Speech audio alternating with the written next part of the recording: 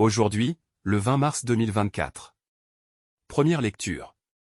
Lecture du livre du prophète Daniel. En ces jours-là, le roi Nabuchodonosor parla ainsi. Est-il vrai, Sidrac, Misac et Abdenago, que vous refusez de servir mes dieux et d'adorer la statue d'or que j'ai fait ériger? Êtes-vous prêts, maintenant, à vous prosterner pour adorer la statue que j'ai faite, quand vous entendrez le son du cor, de la flûte, de la cithare, de la harpe, de la lyre, de la cornemuse et de toutes les sortes d'instruments? Si vous n'adorez pas cette statue, vous serez immédiatement jeté dans la fournaise de feu ardent. Et quel est le Dieu qui vous délivrera de ma main? Sidrac, Misac et Abdenago dirent au roi Nabuchodonosor. Ce n'est pas à nous de te répondre. Si notre Dieu, que nous servons, peut nous délivrer, il nous délivrera de la fournaise de feu ardent et de ta main, ô roi. Et même s'il ne le fait pas, sois-en bien sûr, ô roi. Nous ne servirons pas tes dieux, nous n'adorons pas la statue d'or que tu as érigée. Alors Nabuchodonosor fut rempli de fureur contre Sidrac, Misac et Abdenago, et son visage s'altéra. Il ordonna de chauffer la fournaise 7 fois plus qu'à l'ordinaire. Puis il ordonna aux plus vigoureux de ses soldats de ligoter Sidrac, Misac et Abdenago et de les jeter dans la fournaise de feu ardent. Le roi Nabuchodonosor les entendit chanter. Stupéfait, il se leva précipitamment et dit à ses conseillers. Nous avons bien jeté 3 hommes, ligotés, au milieu du feu. Ils répondirent. Assurément, ô roi. Il reprit. Eh bien moi, je vois 4 hommes qui se promènent librement au milieu du feu. Ils sont parfaitement indemnes, et le 4e ressemble à un être divin. Et Nabuchodonosor s'écria. Béni soit le Dieu de Sidrac, Misac et Abdenago, qui a envoyé son ange et délivré ses serviteurs. Ils ont mis leur confiance en lui, et ils ont désobéi à l'ordre du roi, ils ont livré leur corps. Plutôt que de servir et d'adorer un autre Dieu que leur Dieu. Parole du Seigneur. Nous rendons grâce à Dieu.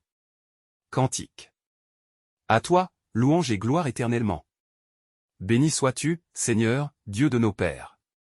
Béni soit le nom très saint de ta gloire. Béni sois-tu dans ton saint temple de gloire. Béni sois-tu sur le trône de ton règne.